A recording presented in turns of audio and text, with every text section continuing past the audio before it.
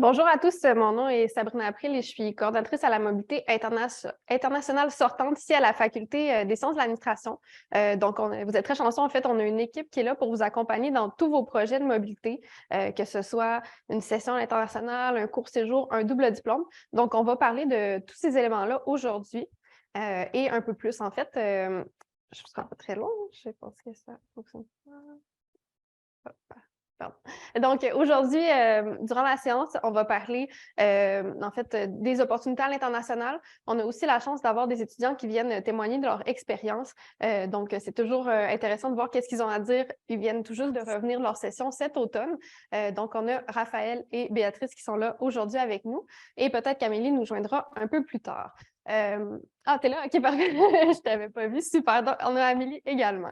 Ensuite, on va parler, en fait, je vais les laisser témoigner de leur expérience. Donc, je pense que c'est très inspirant de voir comment ils ont vécu leur expérience. Et par la suite, on va rentrer dans le vif du sujet au niveau des procédures. Donc, comment ça fonctionne si vous voulez partir à l'international? C'est quoi les prérequis? On va également parler des courts séjours et des doubles diplômes. Puis, si vous avez des questions, en fait, là, vous pouvez les poser dans le chat. Donc, je vais pouvoir répondre aux questions dans le chat. Et à la toute fin également, là, il y aura une période pour poser vos questions. Donc, et on me demande si on ne peut pas participer à l'entièreté de la présentation. Oui, l'enregistrement va être disponible à la toute fin et également le PowerPoint. Donc, à tous ceux qui se sont inscrits sur le Eventbrite aujourd'hui, je vais vous envoyer et l'enregistrement et le PowerPoint là, dans les jours qui suivent. Donc, sans plus tarder, je vais laisser Béatrice Malo, qui revient d'une session en Allemagne à Mannheim University, vous partager un peu plus par rapport à son expérience.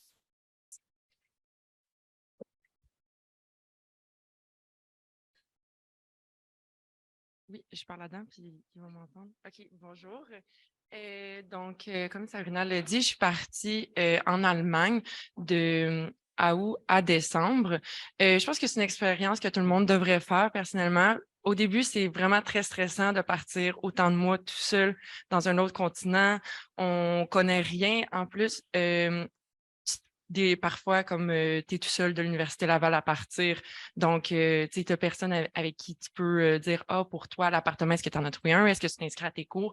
Donc, c'est une grosse expérience de vie de faire tout ça par soi-même et de partir. Mais finalement, ça va vraiment bien parce que quand on arrive là-bas, en tout cas à Mannheim, nous, on était 400 étudiants internationaux. Donc, tu n'es pas tout seul dans ton bateau.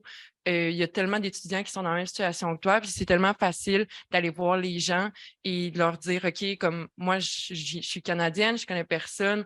Mettons, de mes amis que j'ai rencontré juste la première journée dans le campus tour, lui aussi, il était tout seul. Finalement, c'est tellement facile et rapide de se faire des amis parce que tout le monde arrive tout seul dans un autre pays et veut vivre l'expérience au maximum, veut faire des activités. C'est vraiment intéressant de partir et de rencontrer des gens de partout dans le monde, là. Il y avait beaucoup d'Européens, il y avait des Africains aussi, Américains. OK. C'est vraiment intéressant. En plus, pour le niveau d'anglais, personnellement, moi, je suis partie en Allemagne, mais je parle pas très bien allemand, donc mes cours étaient en anglais. Et ça améliore tellement le niveau d'anglais. C'est intéressant des fois de savoir les termes de business dans une autre langue parce que l'anglais, c'est rendu une langue utilisée par tous. Donc, avoir ses cours en anglais, ça améliore vraiment beaucoup le niveau. C'est ça, en fait, l'expérience était vraiment chouette. Puis je recommande de le faire à tout le monde. Finalement, quand on rencontre des gens de d'autres pays, on pose des questions. C'est ça, là, tout le monde veut aller voir autour, tout le monde veut découvrir la ville et les alentours. Moi, vu que j'étais en Europe, j'ai pu faire 6 autres pays qui étaient autour. C'était vraiment chouette, là. Puis les cours aussi sont pas à un niveau en tout cas, personnellement, à l'Université de Mannheim, il n'était pas trop difficile que je me sentais envahie par les cours puis par les quiz et tout. Les enseignants sont vraiment indulgents. Ils savent qu'on est des étudiants internationaux. Ils sont présents aussi. Puis l'université, elle aide beaucoup, beaucoup pour les étudiants internationaux, ils nous ont donné des directives de comment faire notre visa. Ils nous ont conseillé des places pour aller visiter. Ils nous ont conseillé des sites pour trouver des accommodations. Donc, la coordonnatrice là, de l'université dans l'autre pays est vraiment présente. À propos des activités aussi, on pouvait payer comme 10 €. On allait faire des wine tours. Donc, il y a vraiment une grosse communauté d'étudiants internationaux. Puis, l'école est là pour nous appuyer. Donc, finalement, on part tout seul, mais quand on arrive là-bas, on se rend compte qu'on est une grosse gang d'étudiants, puis on est tous là pour s'aider. Donc, c'est vraiment cool. Puis c'est ça, je conseille à tout le monde de le faire. Là. Ça peut être vraiment stressant au début, mais finalement, comme c'est sûr que tu es content de l'avoir fait. Là. Fait que, ouais, voilà. Du coup, Béatrice, est-ce que quelqu'un avait des questions sur ton expérience en Allemagne? Non, parfait. Donc, merci beaucoup pour ton partage. Je trouve que c'est super inspirant. Puis, peut-être que ce sera un parmi vous qui partira en Allemagne à la session prochaine. Donc, je vais laisser Amélie poursuivre. Donc, pardon. Amélie Morin, qui était à Maidol University en Thaïlande cet automne. Donc, je vais te laisser nous partager ton expérience. Okay. Puis, peut-être un petit peu plus aller, là, comme ça, on pourra te voir dans la vidéo. Merci. Qu'est-ce que vous voulez que je... Moi, je pensais pas que c'était une conférence. Ben, juste parler les cours, la ville, comment tu as vécu l'expérience. Puis aussi, c'est pas nécessairement facile de sortir de sa zone de confort. On va se le dire, des fois, on arrive là-bas, on perd tous nos repères, sont à rétablir, mais post-mortem, comment tu as trouvé ton expérience? Est-ce que tu le répéterais demain? Puis comment tu as vécu ça? OK. Ben, dans le fond, moi, je suis partie en fin août, Thaïlande. Est-ce qu'il y en a ici qui pensaient peut-être à un moment donné étudier en Asie? Parce que normalement, c'est pas tellement commun. On était 3 Canadiens dans l'université au complet. Un était en Saskatchewan, puis l'autre dans le BC, tu sais. Donc, c'est pas ce qu'il y a de commun, mais je pense que ma face, ça parle. Je vous le recommande énormément parce que, first, ça te coûte moins cher vivre là-bas que vivre ici. Puis c'est même pas une blague. Là-bas, il y a des jours que ça me coûtait peut-être 10 $ pour manger. Puis c'était rien que des restaurants, là. Puis c'était super bon.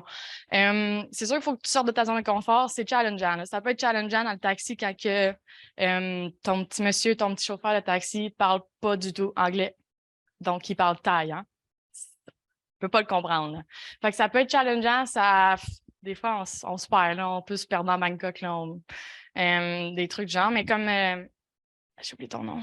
Béatrice, elle a mentionné, vous n'êtes pas seul, là. Nous, on était environ 150 étudiants, puis exactement, vous êtes tous dans le même bateau, là. On veut tous avoir des amis.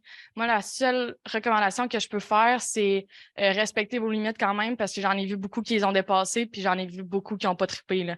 C'est dans le sens que comme moi, ce qui revenait là-bas, je ne sais pas pourquoi, peut-être que ça coûtait moins cher, mais le monde, ça t'inquiète, là. Je sais pas si je peux dire ça dans le cadre d'ici, là.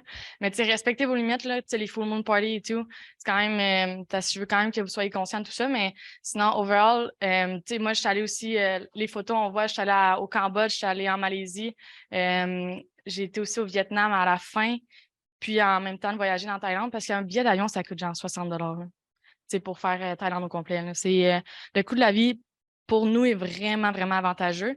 Donc, là-bas, tu n'as pas de privé, là. Je pense que c'est un autre mindset différent que quand tu vas en Europe, là. Parce que, tu sais, là-bas, pour y avoir déjà été, puis probablement vous aussi. À quel point, tu sais, je ne sais pas c'est qui paye vos dépenses ou whatever, mais si c'est toi qui les paye, maintenant, il faut que tu sais, pendant 4 mois, pas de job, maintenant, il faut que tu fasses attention, c'est sûr, là. Mais en Thaïlande, tu n'as pas besoin de faire ça. C'est quand même le fun, ça. C'est quand même un avantage. Mais sinon, l'école, on avait un uniforme. Vous pouvez regarder juste là. On avait un bel uniforme, ça fait différent, mais c'est pas compliqué le matin parce que tu as juste un choix. Fait que, puis, il n'est pas dispendieux l'uniforme, là. Mais à part de ça, je sais pas, y avez-vous des questions? Je n'étais pas prête à ça, moi, matin, là. En fait, il y a quelqu'un qui me demande comment ça s'est déroulé pour ton logement, toi, à Maidol? Facile. Bonded House.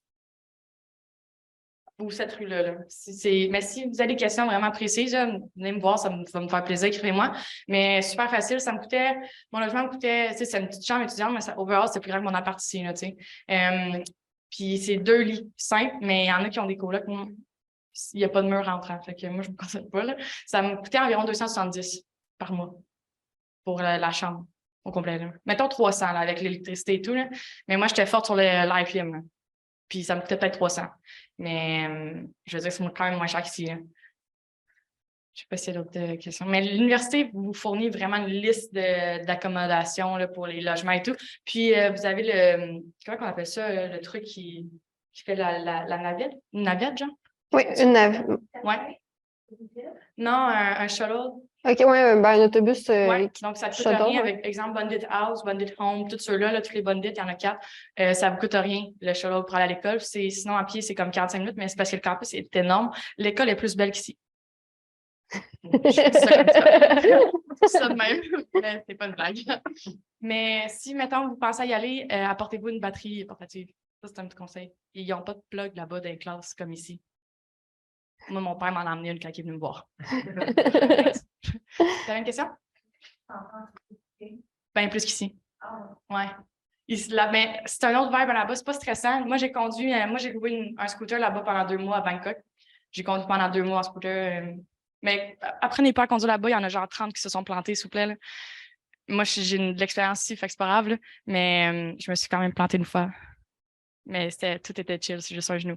Mais sinon, tu sais, j'ai conduit aussi une voiture là-bas, on conduit de l'autre côté. C'est un peu mêlant, mais no joke, c'est tellement pas stressant. C'est le fun de conduire là-bas, il n'y a pas de règlement. Le monde, il klaxonne pas. Mais le monde rit, mais c'est même. Moi, j'ai même pas l'impression que c'est dangereux. Au début, tu vas être comme hi. Mais sincèrement, moi, je fais le pas que c'est dangereux parce que les gens sont patients, comme comparé à ici, tu te fais pousser dans les fesses et tout, tu te fais klaxonner. Là-bas, tu n'en entends pas. Fait que, tu sais, s'ils veulent te dépasser, si tu roules pas assez vite, whatever, ils vont juste te shifter, c'est tout, là. Donc, c'est fun conduire là-bas. C'est vraiment plus facile quasiment qu'ici. Mais sinon, comme overall, sécurité, moi, je me sentais, tu sais, ça run là-bas 24 heures sur 24. T'as faim, il est 4 heures du matin, tu traverses la rue, puis tu vas te trouver de quoi, là. Il y a des food courts partout qui sont tout le temps ouverts. Le monde, par contre, ça fait beaucoup le party là-bas. Énormément. Tu sais, quand tu sors au bar ici, c'est quoi? Tu reviens chez vous, il est 3 heures du matin max. Là-bas, moi, je revenais vers 5 heures. Puis on se couchait pas encore. Là. Des fois, on se couchait à 7 heures du matin. C'est comme une autre affaire. Là. Je peux même pas expliquer. Je comprends même pas comment tu fais pour toffer jusqu'à 7 heures du matin. Mais ça reste que mon feeling, moi, je me suis rarement sentie pas à l'aise. Mais tu sais, il faut faire attention. J'ai aussi fini à l'hôpital. Là. L'école, là, c'est pas. Mais ouais, je suis allée à l'hôpital parce que j'ai été droguée à Bangkok. Fait que, tu sais, mais ça aurait pu arriver ici, là. Donc, tu sais, les risques qui sont là-bas, je pense pas qu'ils sont plus élevés qu'ici, honnêtement. Ça, faut juste en sois conscient. Oui. Les profs, c'est des tailles ou c'est des... C'est des mix. Moi, j'ai eu un allemand. Honnêtement, je dirais que j'ai eu un allemand, j'ai eu madame, je ne sais plus, elle vient de où. Mais tu sais, l'allemand, il était super compétent. J'ai un monsieur, c'est un taille. Des fois, ils ont des accents qui peuvent être un peu plus compliqués à comprendre, là. Mais tu sais, c'est le pavillon, ce que j'étais, moi, c'est international, donc tout le monde parle anglais, là. Toutes tes cours sont en anglais. J'ai un cours de taille, je le recommande pas nécessairement. Overall, non, c'est stressant. Tu apprennes le taille, tu vas pas l'apprendre, là. J'ai retenu 3 phrases en 4 mois, là. Fait que, tu sais, j'ai décidé de commander au restaurant, j'ai jamais reçu la bonne affaire, tu sais, c'est... Stressez pas avec le taille, le monde parle anglais là-bas. Puis au pire, tu demandes à du monde. Tu sais, il y a tout le temps au moins quelqu'un qui parle anglais. Fait que des situations que toi puis quelqu'un d'autre n'arrivez pas à vous comprendre, quelqu'un passe, ben tu lui demandes puis il parle anglais, tu sais. Fait qu'il fait la traduction, c'est pas... mais les profs c'était des mix, mais il y en a qui c'était super bien en anglais, même s'ils étaient taille, ça dépend. Là. Mais l'éducation, par contre, je vais dire que c'est différent. Ouais, je vais arrêter là. C'est différent. Bien, merci beaucoup, Amélie, pour ton témoignage. Donc, maintenant, on va passer à Raphaël qui va nous parler de son passage, en fait, en Suède. Je pense qu'il y a plein de belles expériences à vous partager, donc, et plein de belles photos également. Donc, voilà. Oui, donc mon nom c'est Raphaël. Donc j'ai étudié à Jönköping University en Suède début août jusqu'à encore j'ai eu un examen la semaine passée, donc j'ai terminé ça fait quelques jours. De mon côté, je vais un peu vous parler de mon contexte avant que je parte pour vous prouver que tout le monde peut partir à l'étranger. Donc, je suis étudiant au MBA en innovation ici à l'université. Puis, je le faisais à temps partiel. Donc, j'avais un job temps plein. Je payais un bill de charge, je payais mes assurances, je vivais toute seule. Puis, finalement, j'ai remarqué que je n'aimais pas ma job et que je voulais changer complètement. Et il me restait 4 cours à faire, donc j'ai rencontré le SDRI. Puis j'ai décidé de tout lâcher. Donc, j'ai vendu mon char, j'ai lâché ma job, j'ai sous-loué mon condo et je suis parti pour finir mes cours en Suède et je le regrette vraiment pas. Donc, ça, c'est juste pour vous dire que peu importe ce que votre situation, ben, les sessions à l'étranger, vous pouvez les faire, puis il y a moyen de pouvoir partir. Pour la Suède, en fait, je vais commencer par un peu le contexte scolaire là-bas. C'est un contexte qui est vraiment différent. Il ne fonctionne pas par session comme ici, il fonctionne par terme. Donc, on a juste 2 cours à la fois. Donc, on a 2 cours de août à octobre, puis 2 cours de octobre à janvier. Ce qui fait en sorte que quand on a nos cours, c'est vraiment plus facile de focusser puis de se concentrer sur les matières qu'on fait dans les pays scandinaves. Et également, en Suède, le niveau de difficulté, on ne peut pas vraiment le comparer à ici parce que oui, on a des cours théoriques, mais on a aussi des séminaires, des séances d'exercice. Donc, le système scolaire des pays nordiques, si c'est quelque chose que vous envisagez, que ce soit en Suède, je pense que tu parlais du Danemark, la Norvège, c'est un système qui est, c'est ça, différent d'ici, puis c'est dur de faire des comparaisons. Si je vous parle un peu de mon expérience, un peu comme les autres ont fait, là, niveau vie étudiante, vous remarquez qu'en ce moment, je porte l'uniforme suédois. Donc, la Suède, c'est un pays qui a plusieurs traditions, notamment tous les étudiants des pays scandinaves portent ce qu'on appelle un student overall. Et le student overall, ça devient le meilleur souvenir que vous allez avoir de votre échange si vous allez en Suède. Donc, on reçoit, en arrivant en Suède, les premiers 10 jours, c'est un 10 jours d'intégration, mix activité sociale, activité avec l'université. Et le deuxième jour, on a un baptême où on doit faire des activités un peu plus loufoques et se mériter notre overall. Et vous remarquez que je pense que l'aspect le plus distinctif, c'est le nombre de patchs d'écusson que j'ai dessus. On les ramasse en allant faire des voyages, en allant à des événements ou tout simplement en achetant pour le plaisir. On peut aussi en échanger. Donc, ça devient un peu une monnaie d'échange sur le campus et chaque patch devient un peu un souvenir de plus que tu mets sur ton overall. Donc, c'est une des nombreuses traditions suédoises que j'ai trouvé extrêmement le fun de vivre. Et ça m'amène à dire que quand tu es dans un pays suédois, dans une école suédoise, il n'y a pas besoin de stresser pour savoir c'est qui les étudiants internationaux, c'est qui les étudiants, parce que tu te promènes dans la ville et tu vois tout le monde avec des pants comme les miennes. Envers cette administration, tu fais voir les gens des autres programmes. Puis on a aussi des couleurs sur le côté, comme le mauve. Pour moi, ça veut dire que j'étais en échange. Donc, c'était facile de spotter qui étaient des étudiants en échange, puis d'aller les voir, de se faire des amis, que ce soit un événement social ou tout simplement en marchant dans la rue pour se rendre à l'université. Non, on ne les porte pas dans les cours. On les porte seulement le mercredi parce que c'est la journée d'activité étudiante sur le campus. Puis sinon, on les porte. Il y a certaines activités de soir et de fin de semaine qui peuvent exiger qu'on le porte, mais c'est ça. C'est plus un souvenir que l'université nous donne dès notre arrivée. Si je peux vous parler aussi niveau la vie en Suède, il y a une fausse conception que la Suède est extrêmement chère. Puis ça vient du fait que dans les pays nordiques, tu as le Danemark, la Norvège et la Finlande qui sont, oui, très chers pour des raisons différentes. Notamment, la Finlande utilise l'euro. Le Danemark et la Norvège ont un PIB par habitant qui est out of this world. La Suède, ça va se comparer pas mal au Canada. Si on regarde avec le reste de l'Europe, c'est sûr que c'est plus cher que certains de mes amis qui étaient dans d'autres pays, mais ce n'est pas trop déstabilisant. Il y a certaines choses que vous allez trouver plus chères, notamment le logement, mais d'autres qui vont être vraiment moins chères, se nourrir, avoir un téléphone cellulaire, se déplacer, faire des voyages. Donc, tout ça, c'était moins cher. Donc, au final, le budget que je dépensais mensuellement pour vivre n'était pas plus cher qu'ici. Niveau avantage de la Suède, c'est que pas beaucoup de personnes vont avoir voyagé dans les pays nordiques, donc Finlande, Norvège, Danemark, la Suède. Et en étant là-bas, j'avais la porte d'entrée sur les pays nordiques. Vous pouvez voir plusieurs photos des aurores boréales. Si je voulais en voir, j'allais à la plage de la ville, puis je regardais à l'horizon, puis quasiment tous les soirs, j'avais des aurores boréales. Ici, c'est quand j'étais allé en Finlande faire du ski de fond puis du ski alpin. En revenant à mon accommodation, ça a explosé dans le ciel comme ça. C'était magnifique. Puis les couleurs, là, c'est vraiment comme ça que ça a l'air, en vrai. C'est impressionnant. Vous voyez les montagnes quand j'étais allé en Norvège également. Et j'ai des amis qui sont venus me visiter. Si vous voulez voyager dans le reste de l'Europe, Ryanair part de Stockholm et Gothenburg. Donc, comme un peu partout, c'est assez facile de se déplacer et de voyager pour pas trop cher.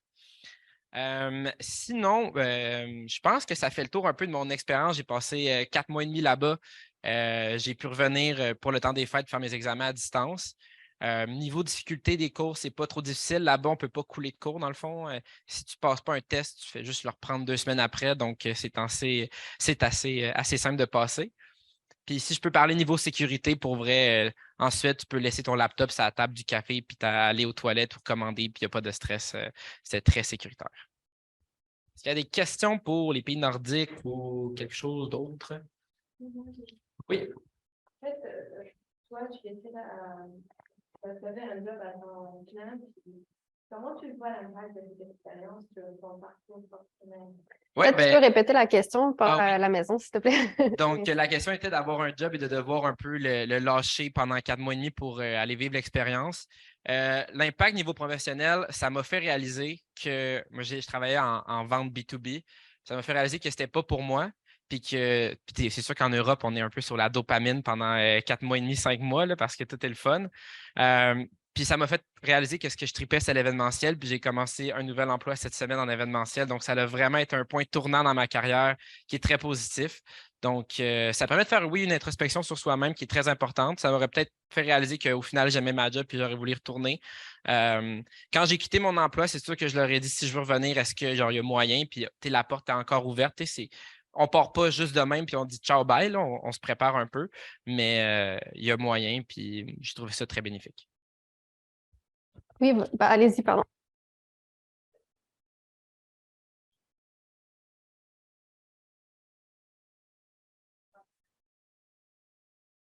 Absolument, absolument. Puis d'avoir la mention d'être allé à l'étranger, ça l'amène beaucoup de positifs, oui, sur un CV, mais quand j'étais en entrevue, souvent, on se fait poser des questions, c'est quoi tes plus grandes réalisations? C'est quand tu es sorti de ta zone de confort, puis il faut que tu aies des exemples concrets, puis de faire une session à l'étranger, tu as tes exemples concrets, bang, bang, bang. Puis maintenant, je peux même me vanter d'avoir un réseau de contacts à l'international, ce qui est vraiment un plus dans un bagage professionnel. En fait, tu es dans des cours avec des gens qui sont en administration de plein de pays partout à travers le monde. On a une autre question, c'est est-ce que tu as vécu des conflits au niveau culturel lors des travaux d'équipe et comment tu décrirais la culture du travail en Suède? J'ai été chanceux parce que la Suède est quand même un pays qui partage beaucoup de valeurs avec les Canadiens. Je pense qu'une des affaires qui sont vraiment bonnes, c'est être moins stressé. Je pense que leur système scolaire de base est moins stressant, donc ça fait en sorte que c'est beaucoup plus posé de faire ses travaux là-bas. Niveau aussi, le challenge de la langue, honnêtement, le suédois, c'est hyper facile à apprendre. Là, après 2 semaines, j'étais capable de commander au restaurant, de demander des directions. Ça ressemble extrêmement à l'anglais, donc pas comme le thaï. Donc, culturellement, j'ai pas tant été challengé que ça. À part le fait que le dimanche, tout est fermé et il n'y a rien à faire. Sinon, tout est correct. Quelque chose de commun partout en Europe. Donc, on fait souvent le saut de voir que le dimanche, souvent, on fait nos courses pour la semaine, mais là, c'est pas possible. Donc, c'est sûr que c'est toujours une surprise au début, mais il faut s'y adapter. Est-ce que vous avez d'autres questions? Oui? Ma question, c'est justement sur la langue.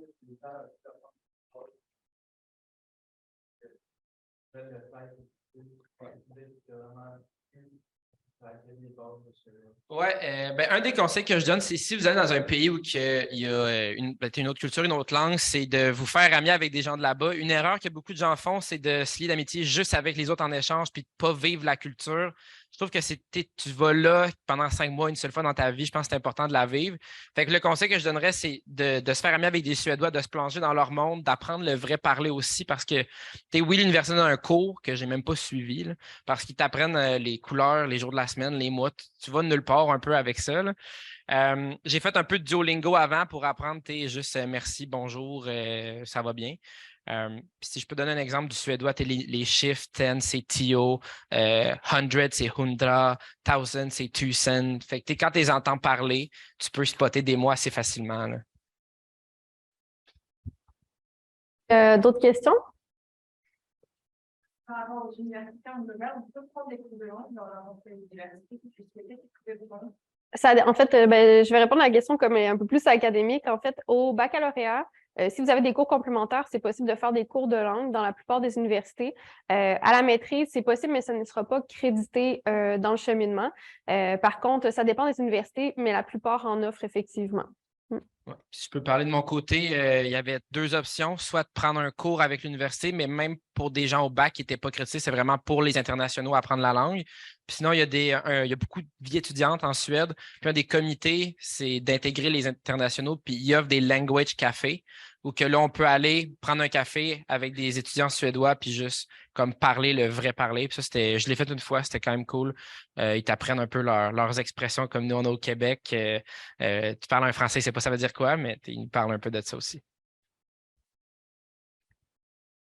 Super, mais merci beaucoup pour ton partage, Merci. Raphaël. Super inspirant. Effectivement, la Suède, on dirait que les étudiants ils vont un peu moins souvent parce qu'on pense que justement le coût de la vie dans les pays scandinaves, on met tous dans un même lot. Mais de savoir que c'est peut-être similaire finalement au Canada et comparable à d'autres pays en Europe, c'est sûr que ça l'ouvre une autre façon. Puis franchement, les aurores boréales, je sais pas vous, mais moi, ça me tente quand même pas mal aussi. Donc, parfait.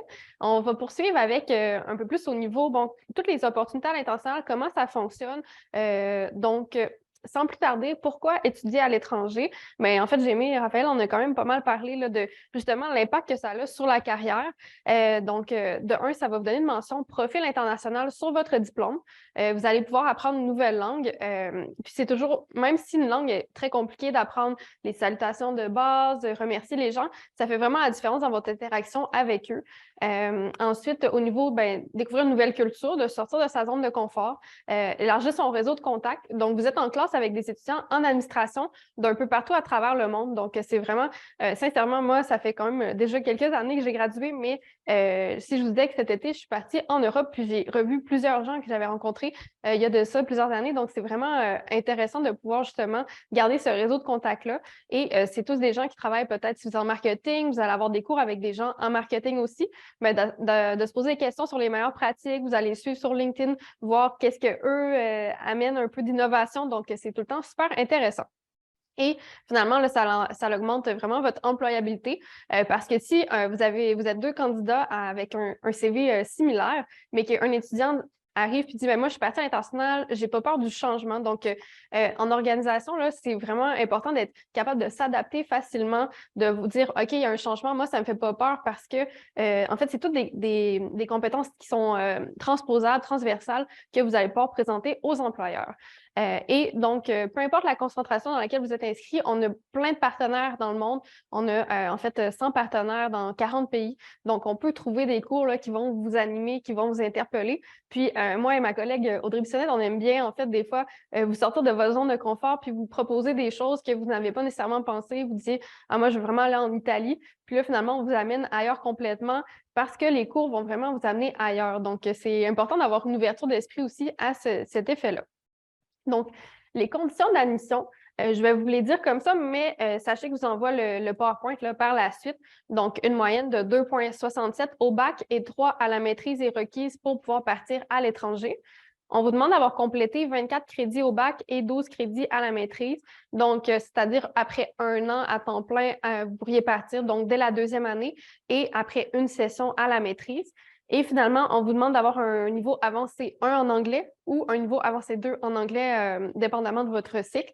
Donc, moi, ce que je vous dirais, là, si vous n'avez pas encore fait votre test de classement VEPT, inscrivez-vous, allez le faire. Dans le fond, c'est également, là, pour votre diplomation, c'est nécessaire, mais ça va vous permettre déjà là, d'aller valider ça. Puis, en fait, si vous n'avez pas le niveau requis en faisant l'examen, c'est pas fini pour vous. Vous pouvez faire des cours d'anglais qui vont venir équivaloir au niveau avancé 1 ou avancé 2. Donc, ma suggestion, c'est vraiment d'aller vous inscrire. Là, c'est à l'école de langue. Le test, c'est le test VEPT. Donc, le processus, comment ça fonctionne? Donc, à l'étape 1, quand vous dites « OK, parfait, je veux partir », vous venez ouvrir votre dossier et acquitter les frais d'ouverture de dossier, pardon. Donc, c'est 50 $. Ensuite, on vous rencontre en entrevue préparatoire et on va vous poser des questions. On va vraiment vous amener dans votre réflexion et on va vous présenter les cours que vous pourriez faire à l'international. Suite à ça, vous faites votre choix, vous réfléchissez, vous me dites « Voici mon top 4 de destination, où est-ce que j'aimerais partir? » On valide l'exigence linguistique. Donc, si vous avez déjà fait votre test d'anglais, ça, c'est déjà coché, c'est fait. Et on vous attribue votre destination. Finalement, si vous acceptez la destination qu'on vous offre, normalement, on respecte votre top 4 d'université partenaire. Et donc, vous pouvez accepter cette destination-là en acquittant des frais de 100 $. Donc, quand vous réfléchissez sur votre destination, regardez au niveau les fiches partenaires sont là pour vous aider. Vous voyez le nombre de places, le requis au niveau de l'anglais. Vous voyez, est-ce qu'il y a des logements ou est-ce que vous devez trouver votre propre logement? Vous pouvez regarder également pour votre budget. Bon, est-ce que c'est dans mon budget ces pays-là ou je serais un peu plus ailleurs parce que justement, bref, c'est à tout ça à regarder de votre côté.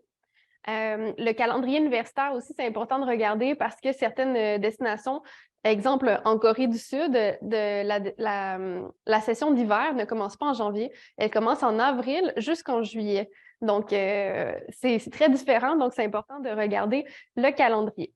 Les cours vont pouvoir être faits en anglais partout où vous allez, donc inquiétez-vous pas, vous n'aurez pas à apprendre le thaïlandais ou le suédois ou n'importe quelle autre langue, vous pouvez suivre vos cours en anglais.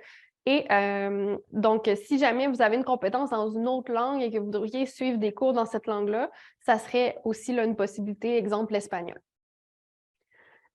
Ensuite, au niveau, si vous êtes au premier cycle, donc conservez vos 3 cours complémentaires idéalement pour votre projet de mobilité ou si ce n'est pas possible parce que vous les avez déjà fait, on vous accompagnera là, pour regarder les possibilités un peu plus tard. Et pour le deuxième cycle, là, en fait, comme c'est un programme qui chemine assez rapidement, contactez-nous rapidement, comme ça vous pourrez avoir une idée des cours que vous devez laisser disponibles pour votre projet de mobilité.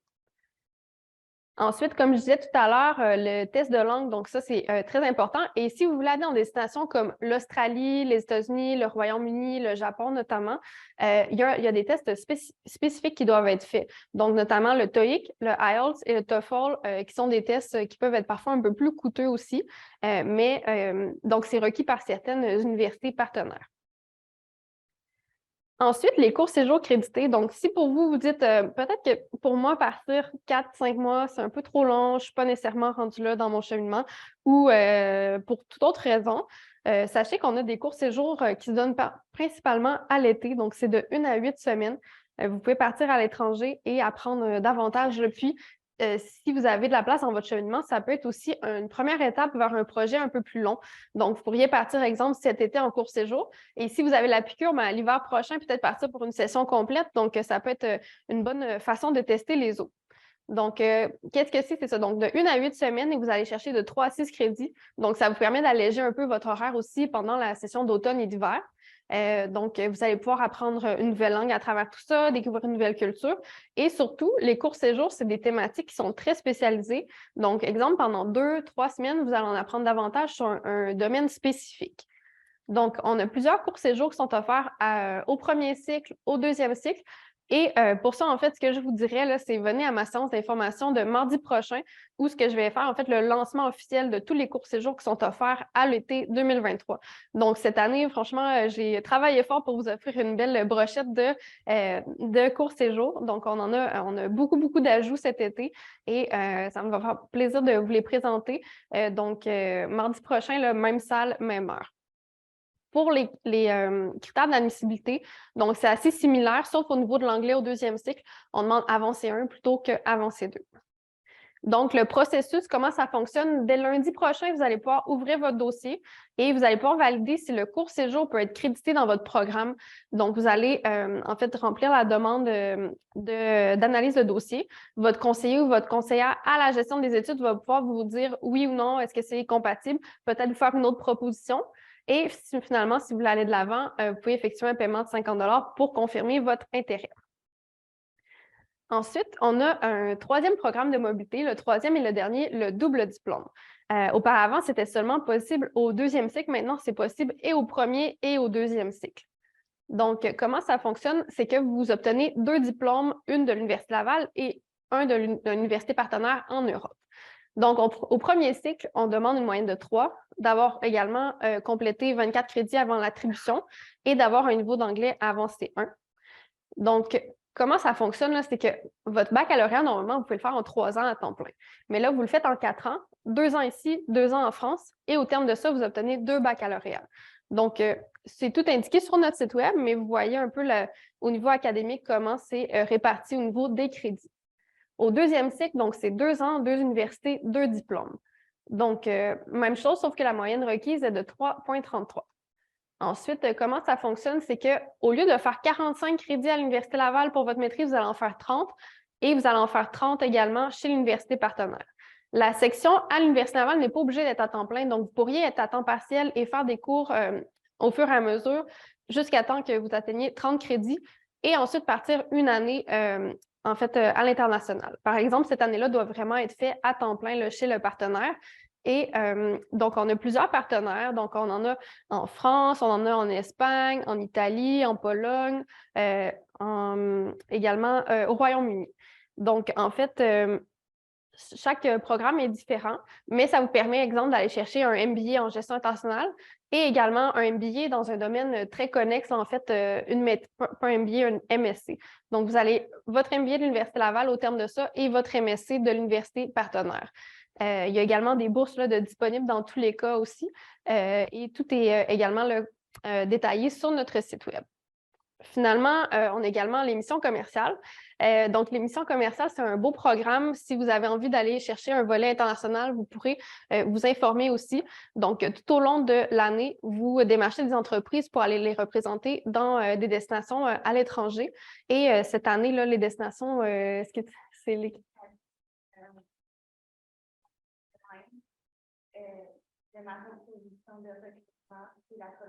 Oui, c'est ça. Donc, cette année, ils vont en Inde, à Chicago, aux États-Unis et en Colombie pour les entreprises. Et il y a également une mission de recrutement qui se passe au Maroc. Donc, super intéressant à ajouter à votre curriculum également.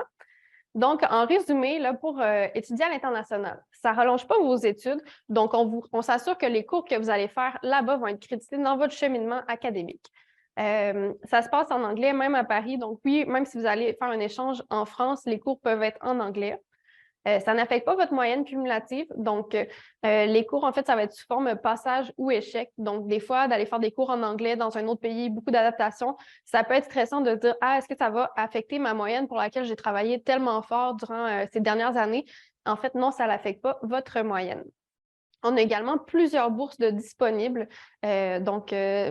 Pour vous aider pour votre projet de mobilité. Et on a des outils là, qui peuvent vous aider aussi à vous préparer. Donc, les rapports de séjour.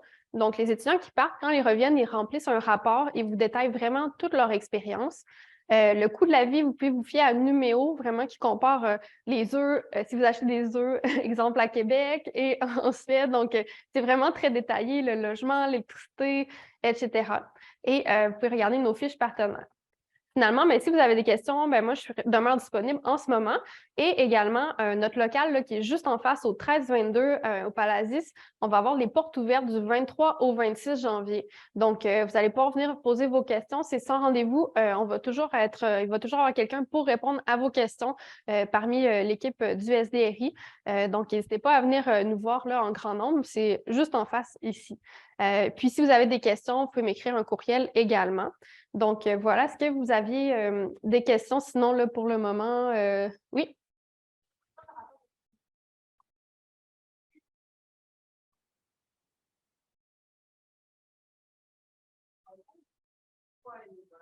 Mm-hmm.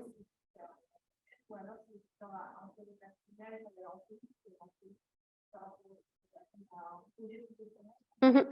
Parfait. Donc, la question, en fait, c'est comment les étudiants sont sélectionnés pour leur destination. En fait, on a un nombre de places limitées par partenaire. Je vous explique, c'est que c'est toujours une entente bilatérale. Donc, si on envoie des étudiants à un endroit, eux doivent nous en envoyer en retour. Donc, si eux ne nous en envoient pas, nous, en fait, c'est pas possible d'en envoyer là, une dizaine par session.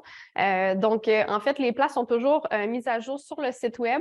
Mais c'est moi, dans le fond, comment ça fonctionne, c'est vraiment la moyenne qui vient déterminer l'attribution. La moyenne est le nombre de crédits obtenus, donc il y a un calcul mathématique derrière tout ça, mais qui fait que oui, c'est les notes qui sont prises en considération pour le projet de mobilité.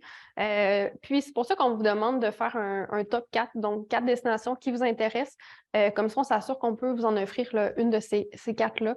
On vous guide là-dedans aussi pour votre choix, quand même, pour que ça soit un petit peu stratégique, mais je dirais que c'est très rare que les étudiants sont déçus, non pas tous. C'est quand même assez... on a quand même beaucoup de place, là, comme je disais. On a une centaine de partenaires dans 40 pays, donc il y a de la place pour tout le monde. Si vous voulez partir, le mot d'ordre, c'est que vous allez partir si vous êtes flexible, en fait. Puis, peu importe ce que vous allez, l'expérience va vous sortir de votre zone de confort et vous allez en revenir transformé. Puis, donc, le lieu, oui, ça a un impact, mais sachez que toutes les destinations sont de bonnes destinations, finalement. Oui?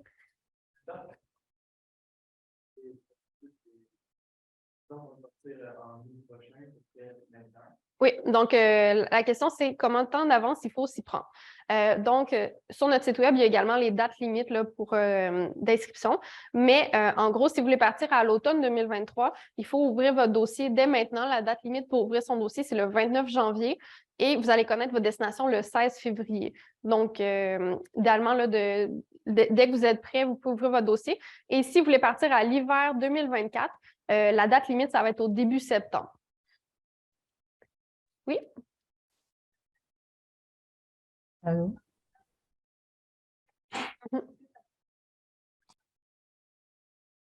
La question, c'est si un étudiant de l'international qui veut partir également faire une session à l'étranger.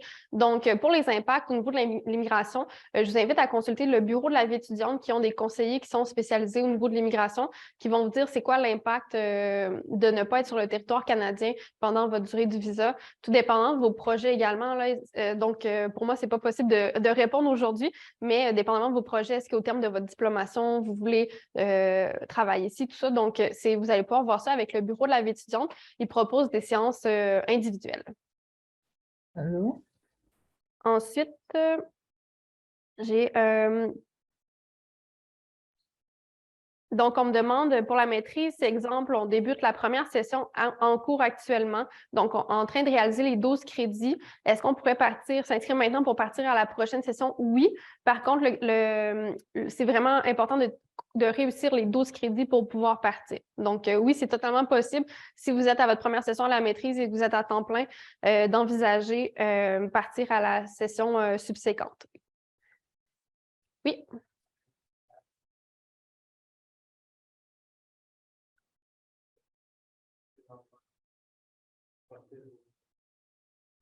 Effectivement, pour le bac, même chose. Donc, si vous êtes en première année et que là, vous avez fait 12 crédits cet automne, vous faites 12 crédits cet hiver. Oui, c'est ça. Donc, 12 crédits à l'automne, 12 crédits à l'hiver, ça fait 24. Donc, c'est possible de partir dès l'automne suivant. Il n'y a pas de problème. Donc, on me pose des questions en ligne.